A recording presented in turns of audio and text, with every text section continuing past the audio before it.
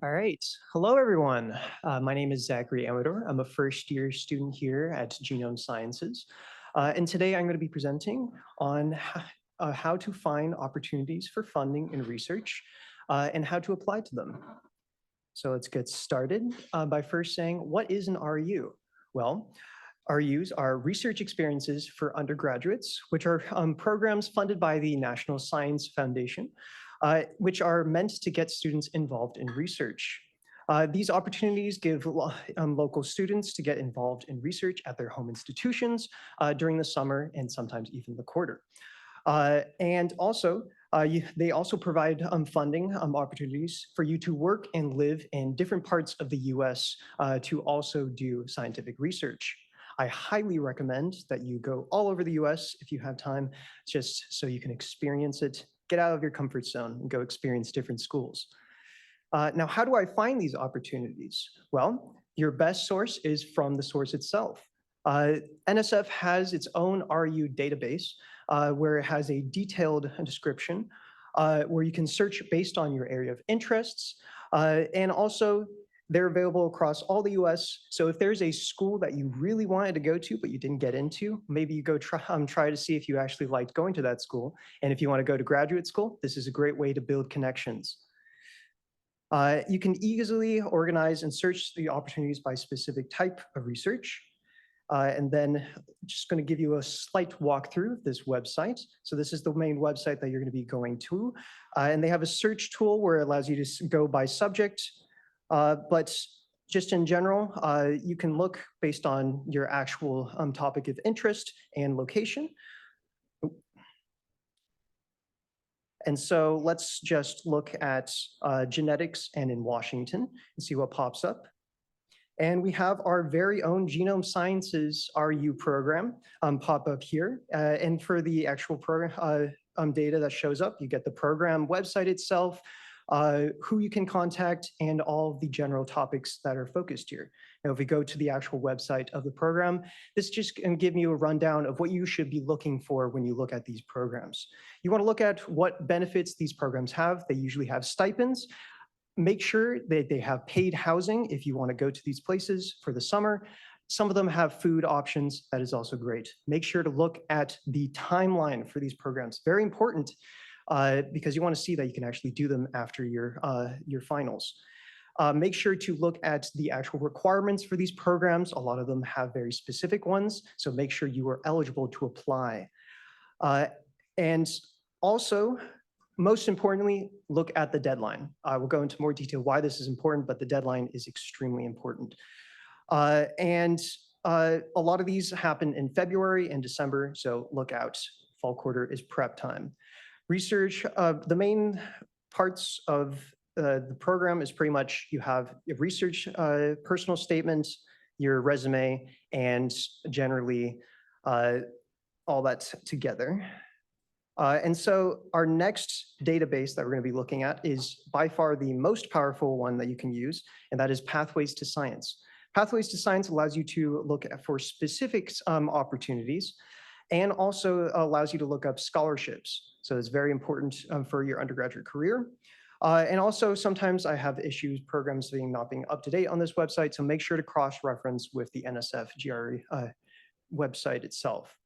So just a general walkthrough of the power of this website. We can see that this is the home page of it. We can go to the undergraduate tab. And there's a lot of information here, but we can focus our search. Let's start off by just looking at programs that allow community college students. There's over 340 programs that are specifically for community college students incoming into universities.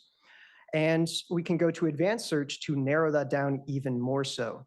And you can get very specific about it. So I would spend some time, play around with this website and really look for the best program that fits your interests.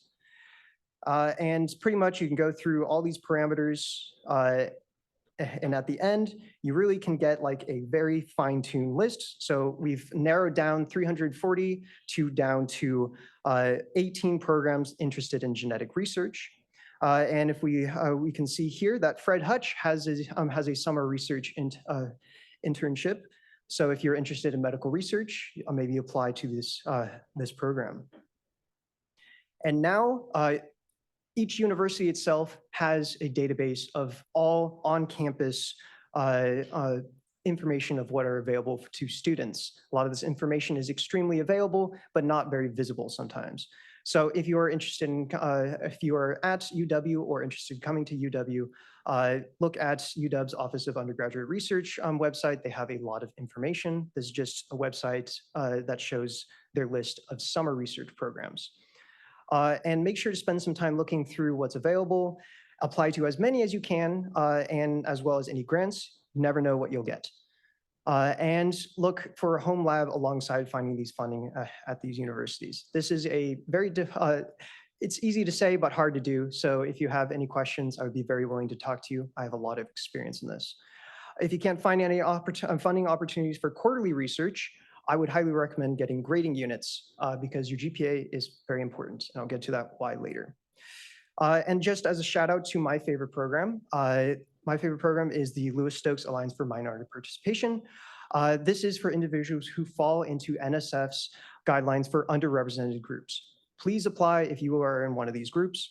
You are eligible if you are African American, Chicano, Latino, Native American, or Pacific Islander. This program provides summer funding opportunities, mentoring, and also graduate school application fee waivers. Do not pay to apply to graduate school. It's not worth it.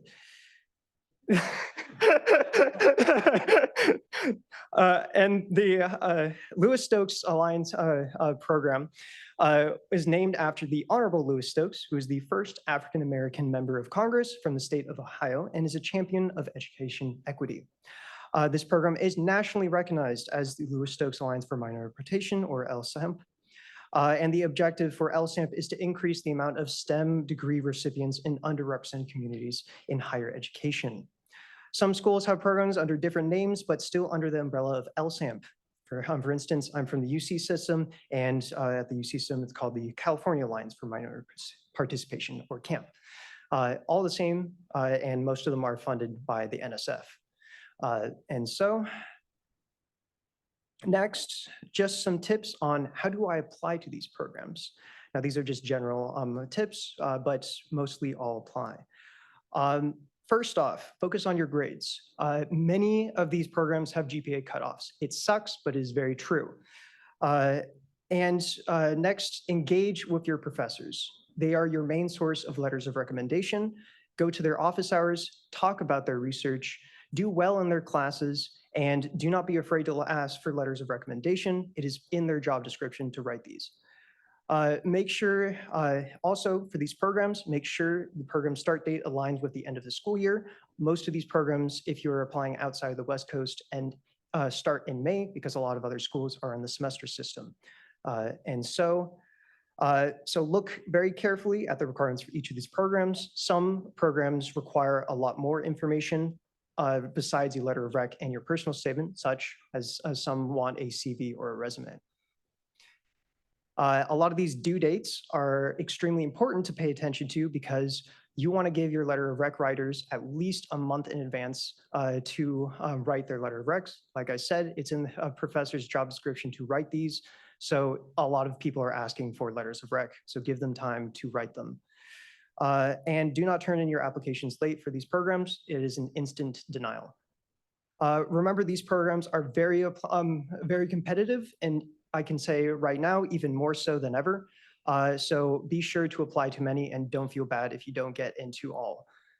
And ask advisors to look over your applications before you apply. A lot of universities, and UW is no different, have a lot of writing resources and career development programs to help you get these applications looking amazing. So go look for them and ask for questions, and always ask for help. Now, some personal statement tips. Please scan this code if you're interested in going to graduate school or applying to anything in the future in science. This is an amazing resource put together by Abby McGee as part of my first year cohort. And she's put together a huge database of personal statements for people that have applied to graduate school and got into graduate school. So these are amazing resources and a very, very detailed description of how to apply to graduate school. These personal statements are for graduate school, but applying to RUs is pretty much simulating how to apply to graduate schools. So a lot of these statements are very similar to what you would be writing. So for some tips for actually writing these statements, tie in your personal experience with what you want to get involved in with your research. Talk about how your experiences in academics or research has influenced your drive to do research. If you have no research experience whatsoever, talk about how you excel in classes with your subjects of interest and how it's inspired you to go towards this type of research.